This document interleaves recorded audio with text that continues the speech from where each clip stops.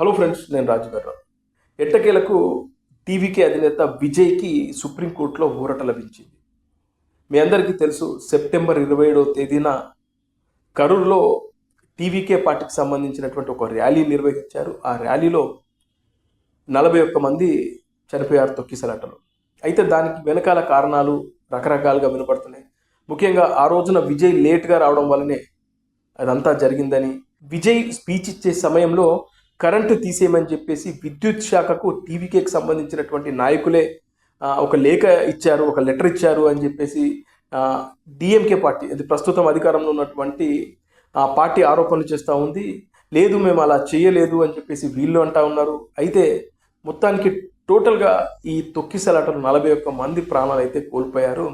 అయితే ఈ విషయం పైన దీంట్లో కుట్ర జరిగింది, అధికార డిఎంకే పార్టీయే ఇదంతా చేసింది, మా పార్టీ పైన నా పైన జనాల్లో ఒక రకమైన భావాన్ని తీసుకెళ్లే ఉద్దేశంతో కావాలని టార్గెట్ చేసుకుని ఆ రోజున కుట్ర చేసిందని చెప్పి విజయ్ మద్రాస్ హైకోర్టుకు వెళ్ళారు.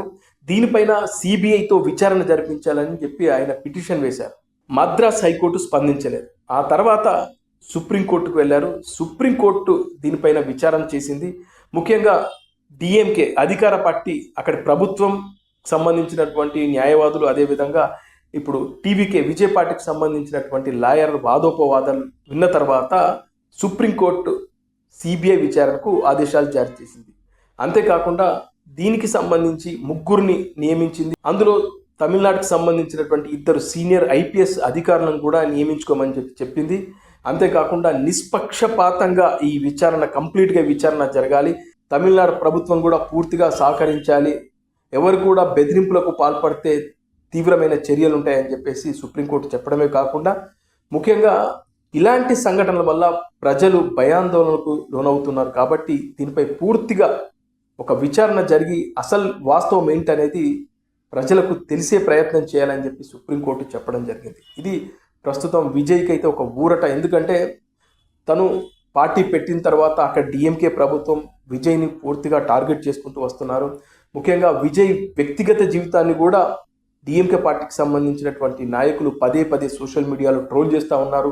ముఖ్యంగా విజయ్ని పూర్తి స్థాయిలో టార్గెట్ చేసుకొని, ముఖ్యంగా మనం చెప్పాలంటే ఇక్కడ జనసేన పార్టీ అధినేత పవన్ కళ్యాణ్ గారిని ఏ విధంగా కొంతమంది టార్గెట్ చేసుకున్నారో ఎగ్జాక్ట్లీ అక్కడ కూడా విజయ్ని టార్గెట్ చేసుకొని అతని వ్యక్తిగత జీవితాల గురించి రోజు ఎపిసోడ్ల వైజ్గా కొంతమంది సోషల్ మీడియాలో, కొన్ని మెయిన్ స్ట్రీమ్ మీడియాలో విజయ్ని టార్గెట్ చేసుకొని మాట్లాడుతూ ఉన్నారు. అలా అధికార పార్టీకి సంబంధించిన వ్యక్తులు, అదేవిధంగా ఇంకొన్ని పార్టీలకు సంబంధించిన వ్యక్తులు విజయ్ని టార్గెట్ చేస్తున్నారు. ఇక విజయ్ మొన్నటి వరకు ఏ పార్టీతో పొత్తు పెట్టుకోనని చెప్పారు, కానీ ఇప్పుడు అన్నా డిఎంకే పార్టీతో పొత్తు పెట్టుకోవడానికి రెడీ అయ్యారు. జయలలితకు సంబంధించినటువంటి అన్నా డిఎంకే పార్టీతో పొత్తు పెట్టుకోవడానికి విజయ్ ఓకే చెప్పినట్లుగా సమాచారం.